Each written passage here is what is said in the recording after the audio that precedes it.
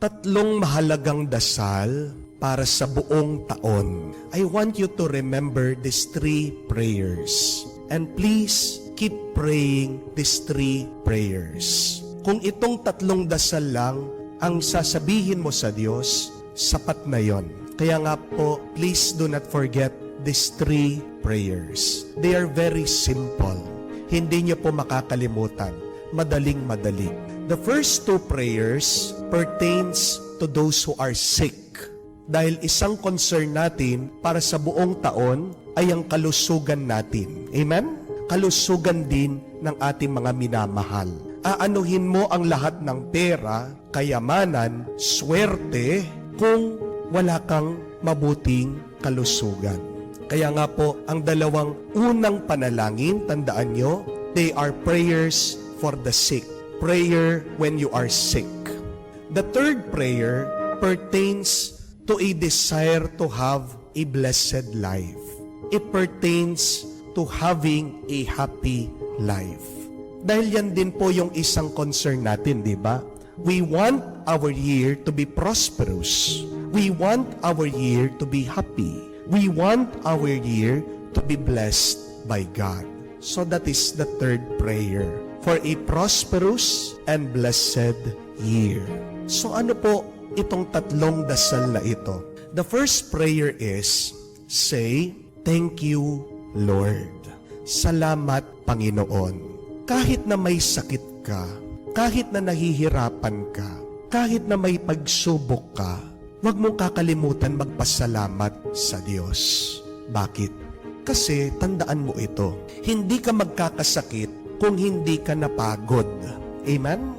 Hindi ka magkakaroon ng problema kung wala kang ginagawa sa iyong buhay. The mere fact that you are working, striving, doing something, problems will arise. Gusto mong walang problema sa iyong buhay? E di, huwag kang gumalaw, huwag kang kumilos, magkulong ka, wala kang problema. Pero anong mangyayari sa iyo kung hindi ka kikilos, hindi ka gagalaw? E di mamamatay ka. Amen? Kung ayaw mong problema, simple lang, magpakamatay ka na. Pagdasal mo sa Diyos, Lord, kunin mo na ako. Kaya nga may nagpapakamatay kasi ayaw nila ng problema.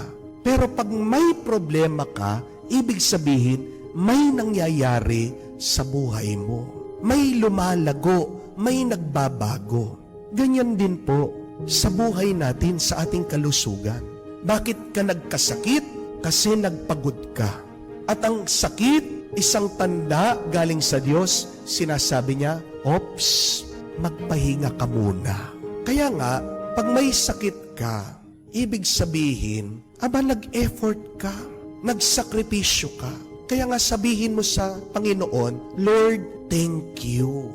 Binigyan mo ako ng buhay, binigyan mo ako ng lakas. Salamat sa sakit na ito kasi pinagpapahinga mo ako. Kaya nga, that should be our first prayer. The sickness, the problems, they are graces from the Lord. And they are an effect of your sacrifice, of your work, of your diligence. Kaya nga sabihin mo sa Diyos, salamat, Panginoon. Amen? Pangalawang dasal. Sabihin mo din sa Diyos, Panginoon, patawad. Lord, have mercy. Pag may sakit ka o pag may problema ka sa buhay, anong ibig din sabihin? May pagkukulang ka, may inabuso ka sa iyong katawan, sa iyong buhay. Amen? Hindi ka naman magkakasakit kung hindi mo inabuso ang iyong katawan. Bakit wala po akong boses? Inabuso ko ang pagsasalita. Amen? Bakit masakit ang tiyan? Inabuso ang pagkain. Inabuso ang pag-iinom. Amen? Bakit masakit ang bibig? Inabuso pakikipagchismis. Inabuso pakikipagkwentuhan. Amen? Bakit masakit ang ulo? Nahihilo. Inabuso, nagpupuyat, inuubos lahat ng Korean novela, telenovela sa TV, sa Netflix, sa YouTube. Pag may sakit ka, pag may problema ka, ibig sabihin may pagkukulang ka, may inabuso ka, may kasalanan kang ginawa. Amen? Kaya nga, anong kailangan mong gawin? Humingi ka ng tawad. Ask the Lord for His mercy. Pag meron taong may sakit, na alam mo, hindi naman nagtrabaho yan, ang tamad-tamad, nasa bahay lang. Aba, may kasalanan yan, may pinagbabayaran. Kaya nga, paano mo sa pagdasal? Ang mo sasabihin, Lord, bagay niya. Di ba? Ang sabihin mo sa Diyos, Lord, patawarin mo na ang taong ito. Pag nagkakasakit ka, pag nahihirapan ka, pagkatapos mo din magpasalamat sa Diyos, aba, baka meron ka din pinagbabayaran na pagkukulang. Sabihin mo din sa Diyos, Lord, patawarin mo ako. Lord, have mercy. Because in the Gospels, we would hear it that after Jesus forgives the sick person, that person gets healed. Di po ba? Sasabihin niya, your sins are forgiven. Paralitiko yan, nakakatayo. May ketong, malilinis.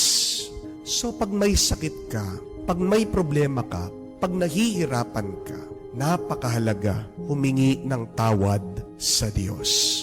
Say, second prayer, always, every day, Lord, have mercy. Kaya napansin niyo po sa misa, hindi nawawala yun eh. Diba? Inuumpisan po natin dun sa kanta, Lord, have mercy. Kasi hindi mo naman alam kung sino yung nasaktan mo. Hindi mo naman alam, baka kanino ka merong atraso. Hindi mo naman alam kung ano yung mga pagkukulang mo. Napakarami sa atin kasi ayaw nang aminin yan eh. Di po ba? Sinasabi, Father, wala naman akong kasalanan. Pag naririnig ko po ito sa mga tao, parang gusto kong lumuhod sa harapan nila at mangurus. Kasi sinong taong walang kasalanan? Di ba? Ang Diyos lang. Huwag mo sasabihin, wala kang kasalanan. Dahil pag sinabi mo, wala kang kasalanan, ano yung kasalanan mo doon? Pride, kataasan. At ano ang pride at kataasan? Ayaw mong aminin na ikaw ay nagkakamali. Amen? But when you ask the Lord for His mercy, ano po ang tawag niyo doon? Humility, pagpapakumbaba. At tandaan niyo po, ang mga mapagkumbaba, pinagpapala. Amen? If you just humble yourself, the Lord will bless you. The Lord will grant you healing, and the Lord will answer your prayers. Amen? The second important prayer, Lord, have mercy. Panginoon, maawa ka. Pangatlong mahalagang dasal. Say to God, Lord, teach me.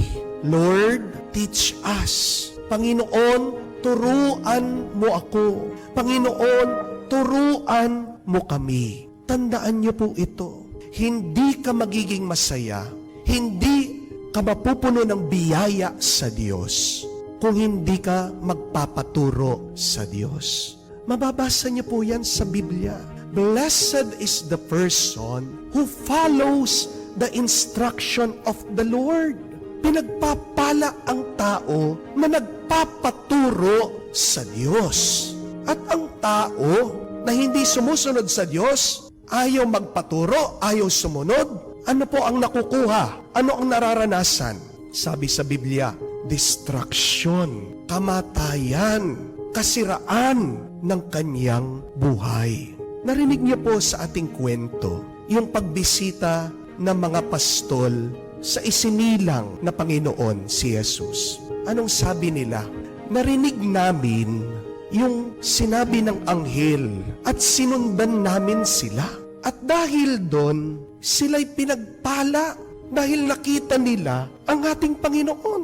Tingnan niyo po, no? Kung hindi nila sinundan, kung hindi nila pinakinggan, kung inignore nila, hindi sila mabibless.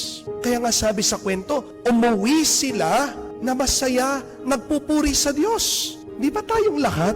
Gusto po natin maranasan yun, di ba? Yung umuwi ka na nakangiti, masaya, payapa, nagpupuri sa Diyos. And how can you experience that? Only if you listen to God. Only if you follow the instruction of the Lord. Tandaan niyo po yan. Magiging mabiyaya ang iyong buhay kung magpapaturo ka sa Diyos. Amen? May isang lumapit po sa akin na misis. Nagpapatulong. Itong kanyang anak, nalulong din po sa bisyo, sa sugal. Hirap na po siya. Dahil lahat ng utang ng kanyang anak, siya nang babayad. Tinatanong niya, Father, ano po bang gagawin ko? Yun po, kinakausap ko yung anak ko. Sabi ba naman niya sa akin, pabayaan ko daw siya. Ang tao magbabago pag gusto niyang magbago. Sabi niya. Sabi ko, alam niyo misis, kung ganyan yung attitude ng inyong anak, hindi magbabago yan. Kasi, kumbaga sa kapansanan, bulag siya. Matutulungan ba ng bulag ang sarili niya? Hindi, di ba? Para siya'y magabayan, kailangan merong iba na tutulong sa kanya. Tandaan po natin na tayo ay para mga bulag din sa buhay. Hindi mo naman nakikita kung anong mangyayari sa kinabukasan, di po ba? Sinong nakakaalam sa lahat? Sinong nakakaalam sa hinaharap kung hindi ang Diyos? Kaya nga, kanino ka makikinig? Kanino ka magpapaturo? Kung hindi, dun sa nakakaalam ng lahat. Say it in prayer. Lord, teach me and be surprised. You will be blessed. You will have happiness and prosperity in your life. Ang dasal natin sa buong taon, hindi po ba kalusugan, saya, kabutihan. Pero hindi mo matatanggap ang tatlong yan kung hindi ka lalapit sa Diyos, hindi ka hihingi at hindi ka magdarasal. Kaya nga, para sa isang malusog, masaya, mabuting buhay, pinagpalang buhay sa buong taon, please pray every day. First say, thank you Lord. Second, say, Lord, have mercy. And then every day, say, Lord, teach me. Makinig ka sa Diyos, sumunod ka sa Diyos, pupunuin ka ng Kanyang grasya.